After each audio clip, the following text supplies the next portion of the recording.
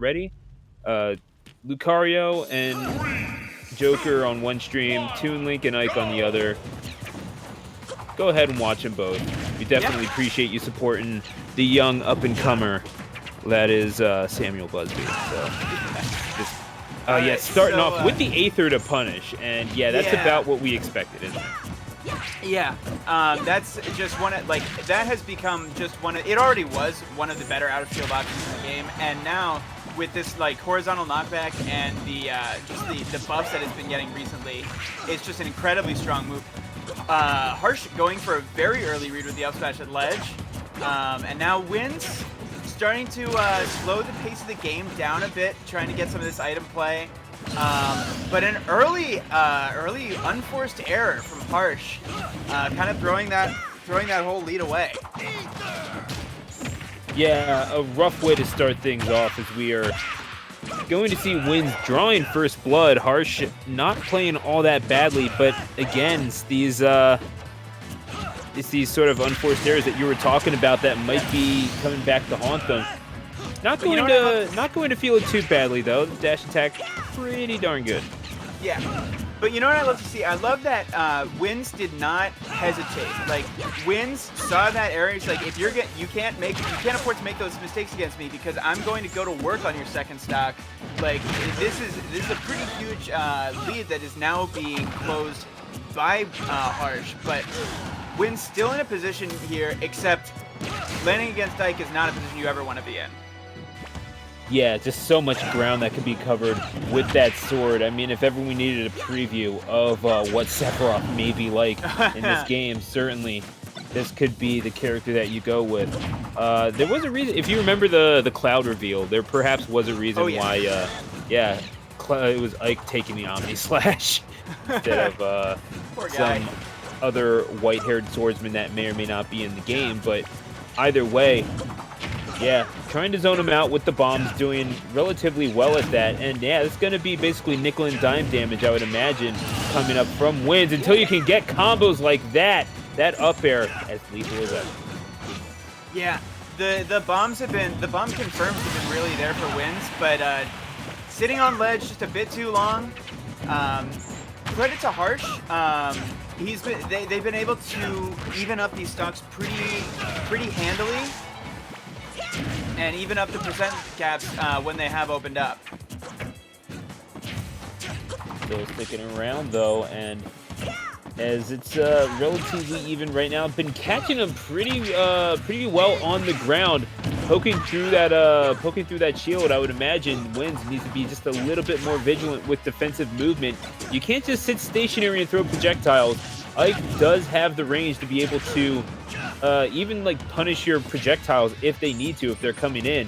Missed it on the dash attack, however, and oh yeah, it becomes a game of rock, paper, scissors that Harsh does eventually win. That forward air. That was, yeah, oh no. Really bad oh my! Wow. What a way to start things off with a bang. To say that was Harsh, well, it would be factual, but also somehow an understatement. That was, I mean, that was, I'm really impressed by what I saw from Harsh there, where they took control of that situation so quickly. Like, there was a moment where they were getting, like, you know, Nair bomb up aired by Wins, and like it looked like Wins was like keeping control using the projectiles. You said you can't sit still and throw projectiles. Wins was not. Wins was like moving and throwing, like they were moving and grooving. They were doing both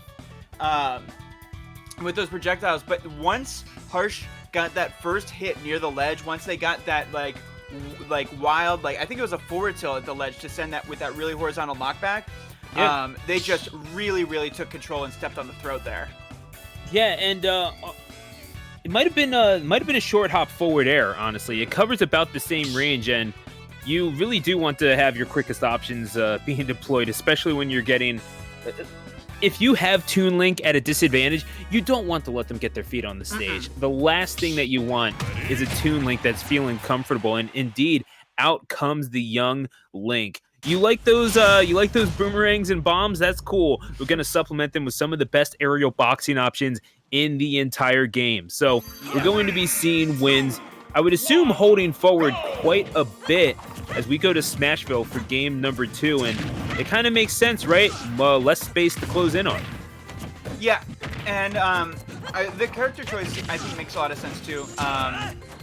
You're like Young Link is like very much a movement character, like and like the movement is gonna be a really powerful tool in this matchup to be able to get around some of Ike's hitboxes. Sticking around as wins, trying to get that recovery, and man, it's got to be just a little bit discouraging where you're sitting at 121%, but then you get something like,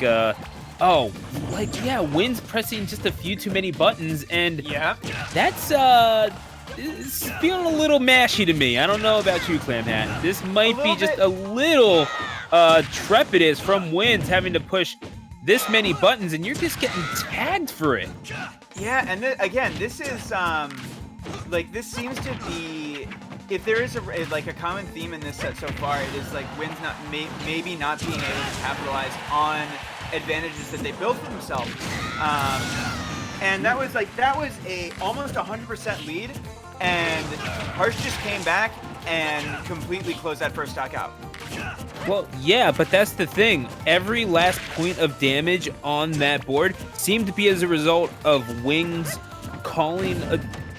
It seemed to be a result of Wins' pressing buttons. Both Harsh's damage, but also Wins' damage too, because Harsh was able to capitalize rather easily on a lot of errant button presses with no one really around.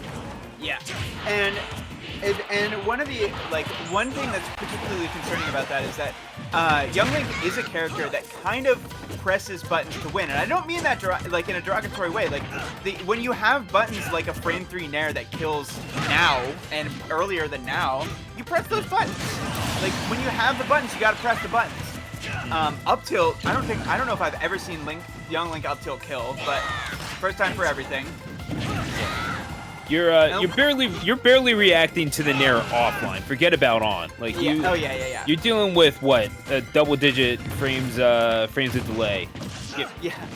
If you have the nair, you use it, plain and simple. But speaking of nairs, we might be seeing a few of those from Ike if Wins finds himself getting just a little too comfy in the air around whatever Ike's sword is called, which I'm sure you told me at some point, but I might have known at some point in my life, but I've never played the game that this kid is even from, so...